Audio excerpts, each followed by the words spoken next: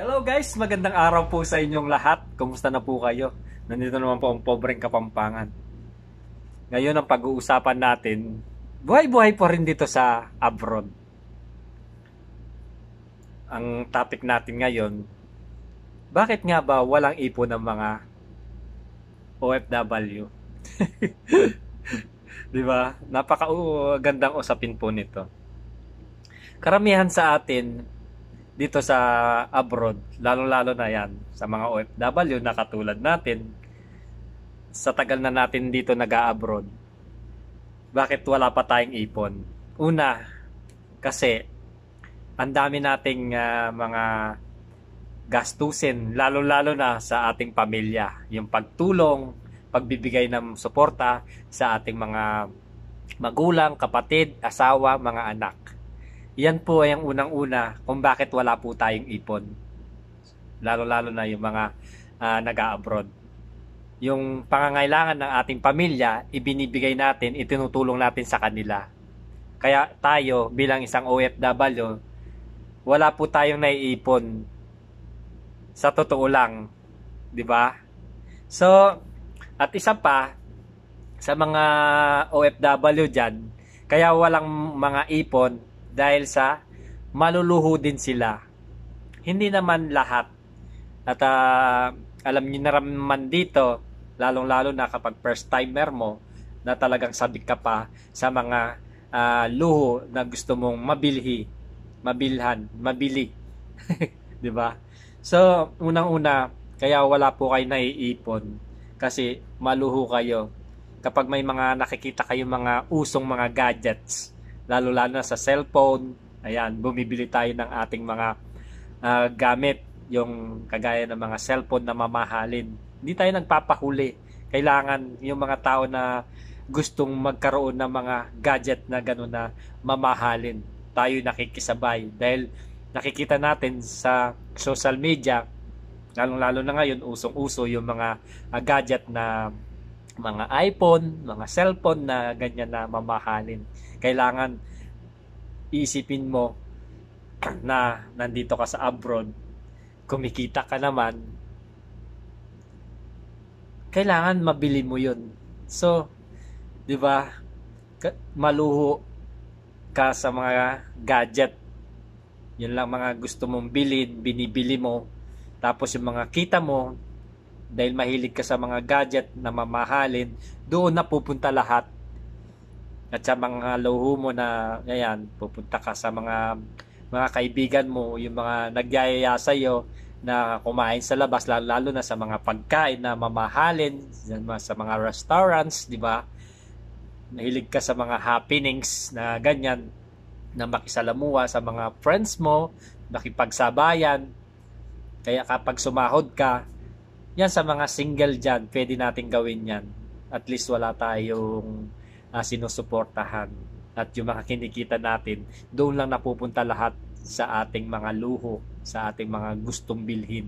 Kaya kapag natatapos sa mga kontrata natin, ayun napupunta lahat sa ating mga luho, lalo-lalo sa mga gadgets, sa mga pinupuntahan natin, mga places, at mga pinagkakainan natin. Halos buwan-buwan kapag day off mo, ayan, kapag mahilig ka sa gamit, lahat ng mga gusto mong bilhin, binibili mo. At sa mga barkada mo na gusto mong puntahan, i-treat mo, o kung saan ka gustong kumain, doon mo dinadala yung yung sinasahod mo. Kaya wala ka nagiging ipon, lahat doon napupunta. Kaya ikaw, kapag gano'n ang ginagawa mo, kahit na sa tagal mo na dito, kung gano'n ang estilo mo, wala ka talagang maiipon. Kailangan ang pinagpaguran natin, alam natin kung saan natin ilalagay. Mag-ipon po tayo dahil hindi naman habang panahon nandito po tayo sa abroad at kumikita. Kaya nga pumunta tayo dito para matupad ang ating mga pangarap, makapag-ipon tayo at magawa yung mga gusto nating gawin pag uwi natin. Tama po kayo na nangarap tayo na makapag-abroad. Pero hindi tayo nangarap na mawalan ng ipon. Kaya nga pumunta tayo dito para makapag-ipon at in the future na meron tayong gustong gawin sa buhay, meron tayong saving. So yes, isa pa rin yun kaya wala tayong mga ipon. So isa pa, ayan, real talk po to, lalo sa mga uh, breadwinner na tumutulong sa pamilya. Unang-una, sa mga kapatid, ayan, tumutulong tayo, binibigyan natin suporta yung mga kapatid natin, pinag-aaral natin, bibigyan natin ng tulong para sa kanila, at tayo na nandito sa abroad, lahat namang kinikita na every month pinapadala natin, kaya wala po tayong naiipon. Ganun po. So at isa pa rin, kaya wala din tayong naiipon dahil na rin sa mga sa pamilya din natin, lalo na kapag dumarating yung mga okasyon na ganyan, di ba? Sa Christmas, birthdays, at saka yung mga halimbawa sa mga okasyon na New Year's o ano pa man na ano diyan, kapag humingi sa inyo ng pera, ayan, kasasahod mo lang, ayan, ipapadala mo na sa kanila para i-celebrate yung mga okasyon na yon, na yung kikitain mo ngayon, bukas o sa makalawa, na yun, maipapadala mo na every month, na hindi nawawala yung ganun na bigyan mo ako niyan, bilhan mo ako nan, kaya wala tayong naiipon. Kailangan ng pera natin, alam din natin kung saan natin inilalagay at kung saan napupunta. Dahil kapag magastos ka at maluho ka, talagang wala tayong maiipon dito. Kaya kapag dito sa abroad, minsan tabla-tabla lang tayo. Buwan-buwan na ipapadala natin sa ating pamilya. Kailangan sa pera na pinapadala natin, sa sinasahod natin, kailangan meron tayong kumbaga plano. Kapag sumahod ka na katulad natin na maliit ang sahod, i-budget nyo rin yung, wag nyo pong ipapadala lahat. Emergency, kapag meron kang kailangan, ikaw wala kang makuha o madukot, 'di ba? Minsan yung iba, kapag may mga kailangan, yung mga pamilya natin sa Pilipinas, agad-agad pag hindi ka pa sumasahod, mangungutang ka sa kaibigan mo para lang maipadala sa kanila, at pagdating ng sahod, ibabayaran mo at ipapadala na yung tira sa kanila. Every month ganyan, hindi nawawala yung mga problema na yan, di ba? So, ganun ang mga problema kung bakit wala tayong naiipon. Yung iba, hindi mo inaasahan na kapag may humihingi sa iyo ng tulong o umihiram sa iyo, kapag hindi ka pa sumasahod, sasabihin mo, hintayin mo, pagdating ng sahod, ipapadalan kita, at pag dumating na yung sahod, ayun, hindi pa nag-iisang araw na ipapadala mo na, at wala ka at 2 araw wala na naman yung sahod mo. Kaya ganoon ang mga sitwasyon dito. So ngayon, ang pinakatema dito, para makaipon ka, kailangan marunong ka, maging wise ka sa paghawak ng pera mo. Kasi kapag waldas ka rin, at siyempre hindi rin natin maiwasan, lalo sa pamilya, kapag humingi sila ng tulong o manghiram sa'yo, hindi mo mapaghindian. Kapag dumating ng sahod sa'yo, ipapadala mo na, ayun, diba? Tapos sa isang buwan na naman, meron naman darating na hindi mo inaasahan, padala. Hanggang ganun, hindi nawawala yung ganun na mga problema. Tapos kapag may mga pamilya ka rin na ganun, na gusto mong bigyan din ng tulong, na problema sila sa mga kapatid mo, hindi mo rin mapaghindian. Kapag mayroon sila mga problema, ibibigay mo.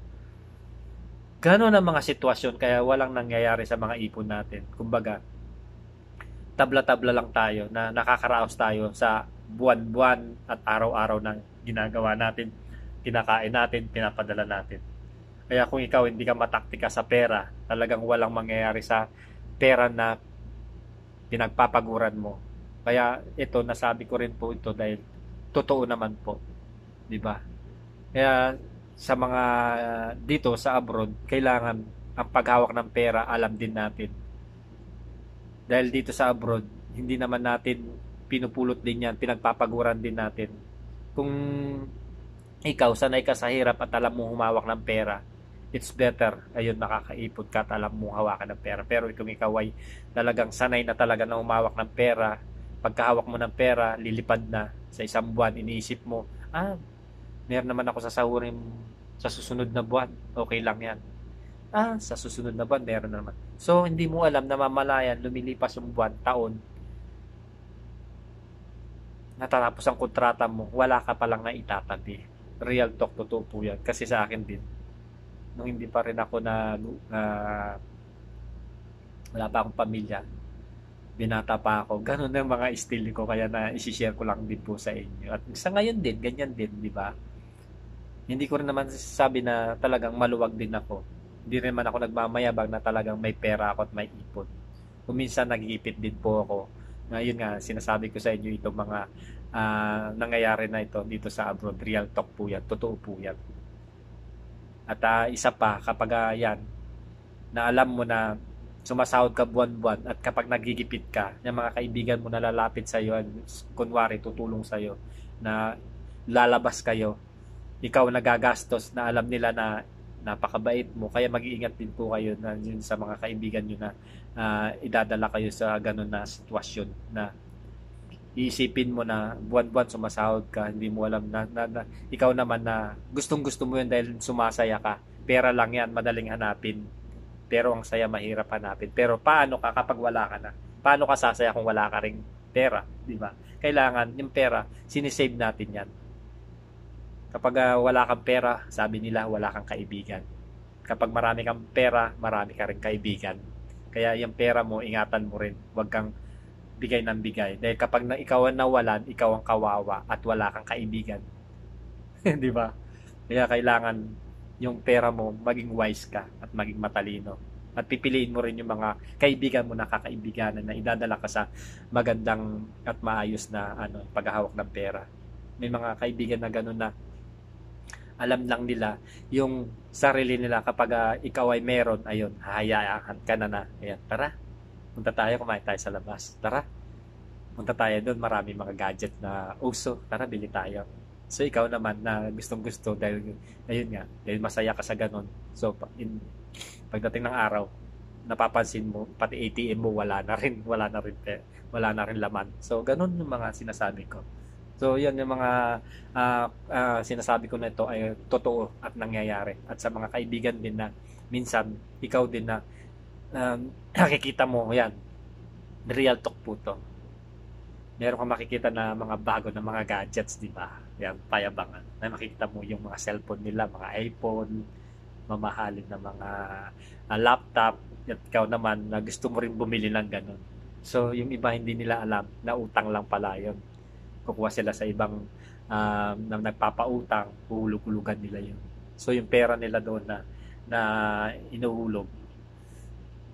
Tapos sa isang buwan, ayan, hulog doon. Sa isang buwan, hulog doon. Sa isang buwan hanggang matapos mo. At yung pera na alam mo na isi-save mo na lang, wala, pati ATM mo, wala ding laman. So, kailangan kapag gusto mong bumili pala ng ganun, kailangan, siyempre, i-budget mo rin yung sarili mo. Bumili ka ng one time na kapag, yun nga, kontento ka na sa isang gadget, makontento ka na lang, wag yung bili ka na ng bili para yung ipon mo, ayun na, nakasave lang. Kasi maraming mga tao na ganyan na iinganyohin ka, yayain ka sa ganyan na mga estilo. Minsan, wala kang pera, yung mga kaibigan na lalapit sa'yo, ay meron akong alam na nagpapautang doon, tara punta tayo. May ATM ka ba? Tara, isanla natin. O, diba? Ikaw naman na gustong-gusto na, yun yan, mga gadget na gusto mong bilhin na pangarap mo, ikaw naman tuwang-tuwa, akala mo talagang makakaluwag ka. So, ibibigay mo yung ATM mo doon at isasangla. So, magkano isasangla ba? Sasangla ko yun ng 3,000. So, sasahod ka kung ano yung sahod mo lang, hindi naman aabot doon sa 3,000 isang buwan. Kung kalahati lang yun, siguro 1,500 to 2,000, yung 3,000. Hindi mo na maikakas yun na sa isang sahuran mo, di ba? Hulug-hulugan mo yun. At kapag meron kang pamilya na nangangailangan, hindi na mo naman may bibigay yung buo yung sahod mo. Di ba? Unti-untiin mo yun.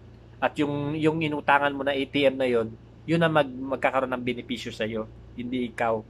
Kasi yung utangan mo na, yung kukuhanan mo na ATM, may mga tubo yan. At yung tubo na yun, yun lang mahuhulugan mo at yung kabuuan, andoon lang yun.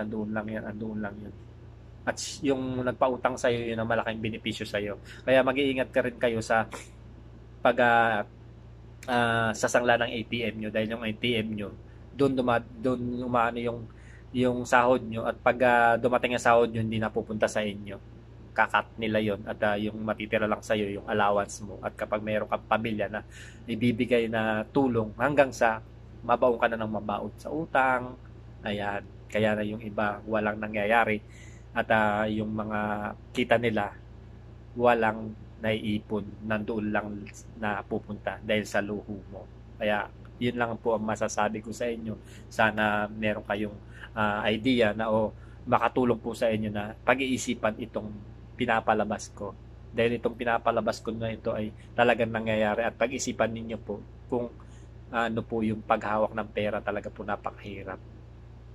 Hindi sa inaano ko yung sarili ko, ganun din po minsan ang nangyayari sa akin. Hindi naman ganun na talagang as in na gipit, at hindi rin ako nangungutang na sangla ko ang ATM ko, kasi po nakikita ko kung ano yung resulta, at sinasabi po sa inyo, wag po kayong pasusubo sa ganun na ano, mga gawain, kasi ikaw din ang mahihirapan. Dahil dito sa abroad marami ang mga ganyan na mga sitwasyon na nagigipit, imbes na umangat ka, lalo kang magugupo, at dadami ang utang mo. Kaya yung iba dito na hindi pa nakakauwi, nandun pa yung ATM na nakasangla, at talagang nagtatagal pa sila dito. Kaya yan lang po masasabi ko po sa inyo, sa mga ka-OFW natin at sa mga nakakapanood nito, kung bakit walang naiipon din yung mga OFW dahil sa mga sitwasyon na ngayon sa ganyan. Yung pagtulong din sa ating pamilya, yung pagbigay sa ating mga anak, mga asawa, buwan-buwan doon na pupunta.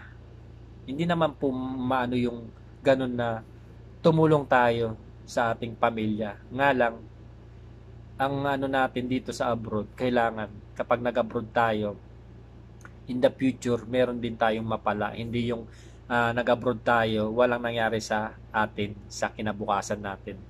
Yung tabla-tabla lang tayo, wala tayong napala, wala nangyari sa buhay natin.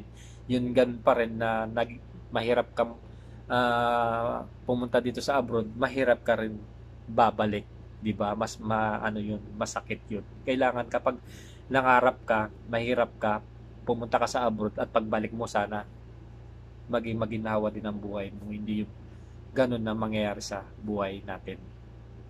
So, good luck po sa inyong lahat, sa mga kababayan ko dyan. Sana meron po kayong kapulutan sa vlogs ko na ito. Although na hindi naman po kaano yung topic ko, basta ang mahalaga ay meron din ako nasi-share sa vlogs ko, at meron kayong kapulutan na aral sa mga sinasabi ko, dahil real talk po talaga nangyari, at pag-isipan po natin kung ano yung mga buhay-buhay na dinaranas natin dito. Hindi lang po talagang napakadali na mag-abroad. Talagang kaya po nag-abroad tayo, yun nga yung future natin, para guminhawa, pangarap natin ay matupad. Hindi po yung mag-abroad po tayo ay walang mangyari sa atin, na yun nga na yung ating future hindi tayo aasenso, at imbes na aasenso tayo ay malulubog pa tayo sa utang, at magkakahirap-hirap pa tayo. Sa marami pong nangyayari na ganun, di ba? Yung nag-abroad ka nga pero wala ka naman ipon, nagkalagmok-lugmok ka pa sa utang, di ba? Kaya yun lang po masishare ko. Yan, maraming pong salamat, at sana nag-enjoy po kayo ulit. Pobreng Kapampangan. At huwag niyo pong kalilimutan subscribe sa aking YouTube channel, Pobreng Kapampangan, and click the bell button na rin para updated po kayo lahat sa mga video na ina-upload ko. God bless po. Pobreng Kapampangan ulit. God bless.